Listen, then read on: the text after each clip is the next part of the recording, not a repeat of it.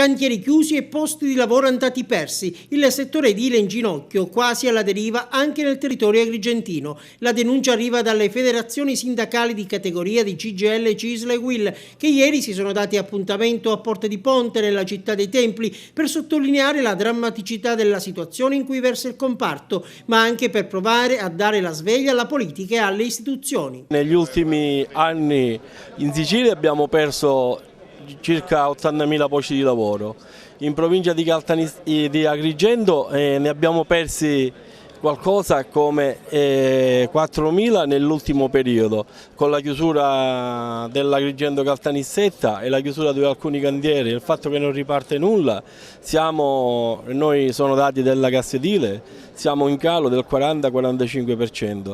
Se noi consideriamo che il settore è uno dei settori trainanti, uno dei settori che quando parte e quando si sviluppa riesce veramente a creare economia produttiva in un territorio, questo ce la dice tutta e ce la dice chiaramente com'è la situazione, per cui siamo quasi alla deriva, noi non vogliamo arrivarci e proprio per questo abbiamo voluto unitariamente questa manifestazione per dire basta. Cosa fare per poter ridare linfa a questo comparto?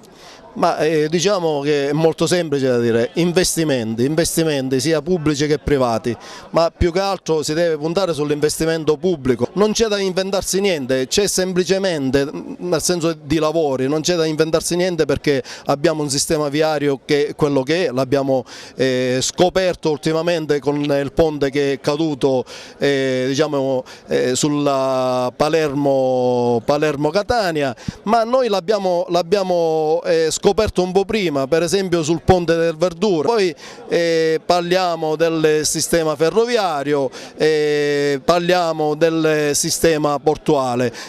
Qua abbiamo 3 porti e sono... Le cose da fare non mancano, forse non mancano i fondi oppure non vengono spesi. Guardi, mancano sicuramente fondi, però ci sono anche tanti altri fondi che non vengono spesi.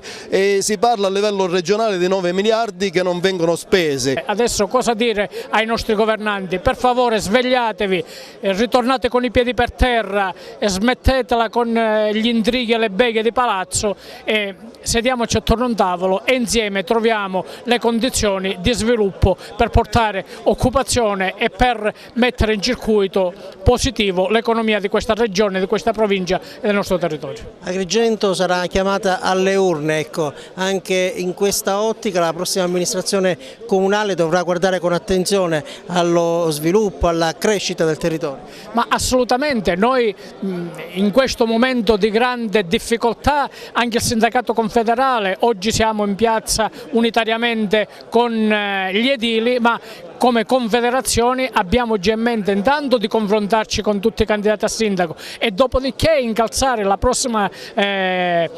prossimo governo del comune, quindi il sindaco e la nuova giunta, per un confronto di merito continuo, perché la nostra città è stata abbandonata